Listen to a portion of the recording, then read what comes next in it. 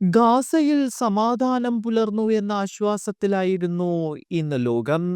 American പ്രസിഡന്റിന്റെ നേതൃത്വത്തിൽ സമാധാന കരാറിൽ ഒപ്പിട്ടതോടെ ലോകം മുഴുവൻ ആശ്വാസത്തിലായിരുന്നു. എന്നാൽ ലോകത്തെ മുഴുവൻ ഞെട്ടിച്ചുകൊണ്ട് ആ വാർത്ത ഇപ്പോൾ പുറത്തേക്ക് വരികയാണ്. സമാധാന കരാർ ലംഘിച്ച് ഗാസയിൽ ആക്രമണം നടത്തിയിരിക്കുകയാണ് ഇസ്രയേൽ.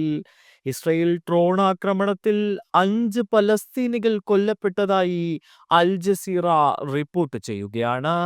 അതേസമയം ഇസ്രയേലിനെ അനുകൂലിക്കുന്ന ചില ആളുകളെ ഹമാസ് വെടിവെച്ചു കൊന്നു എന്ന റിപ്പോർട്ടും പുറത്തേക്ക് വരുന്നു. ഗാസയിൽ വെടിനിർത്തൽ പ്രാബല്യത്തിൽ വന്നതിന് പിന്നാലെ വടക്കൻ ഗാസയിലേക്ക് മടങ്ങിയെത്തി സ്വന്തം വീടുകൾ തേടി അലയുന്നവർക്ക് നേരെയാണ് ഇസ്രയേലിന്റെ ആക്രമണമുണ്ടായത് എന്നാണ് വിവരം. ഗാസ സിറ്റിയിലെ ഷുജയ്യ പ്രദേശത്താണ് ആക്രമണമുണ്ടായത്. എന്നാൽ പുനരധിവാസ മേഖലയിൽ നിലയുറപ്പിച്ചിരുന്ന ഇസ്രയേലി സൈനികരെ സമീപിച്ച പലസ്തീനികളെയാണ് സൈന്യം വധിച്ചത് എന്ന റിപ്പോർട്ടുകളും ഉണ്ട്. ഈജിപ്തിൽ നടന്ന അന്താരാഷ്ട്ര ഉച്ചകോടിയിൽ ട്രംപ് അടക്കമുള്ള നേതാക്കൾ സമാധാന കരാറിൽ ഒപ്പുവച്ചിരുന്നു. യുഎസിന് പുറമെ ഈജിപ്ത്, തുർക്കി, ഖത്തർ എന്നീ രാജ്യങ്ങളാണ് കരാറിൽ ഒപ്പുവെച്ചത്. ഇസ്രയേലും ഹമാസും ഒപ്പുവെച്ചില്ലെങ്കിലും കരാറിനെ അംഗീകരിച്ചിരുന്നു. ഈജിപ്തിലെ ഷർം അൽ ഷേഖിൽ നടന്ന ഉച്ചകോടിയിൽ 20-ലധികം രാഷ്ട്രത്തലവന്മാരാണ് പങ്കെടുത്തത്.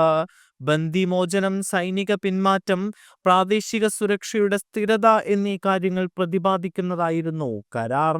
കരാർ അംഗീകരിച്ചതിന് പിന്നാലെ ഹമാസ് തടവിൽ ജീവനോടെയുണ്ടായിരുന്ന മുഴുവൻ ബന്ദികളെയും ഇസ്രയേലിന് കൈമാറിയിരുന്നു. ഇസ്രയേൽ തടവിലുണ്ടായിരുന്ന പലസ്തീനികളെയും മോചിപ്പിച്ചിരുന്നു. എന്നാൽ ഇസ്രയേൽ മോചിപ്പിച്ച പലസ്തീൻ തടവുകാരിൽ 154 പേരെ മൂന്നാം രാജ്യത്തേക്ക് നാടുകടത്തുമെന്ന റിപ്പോർട്ടുകളും പുറത്തേക്ക് വന്നിരുന്നു.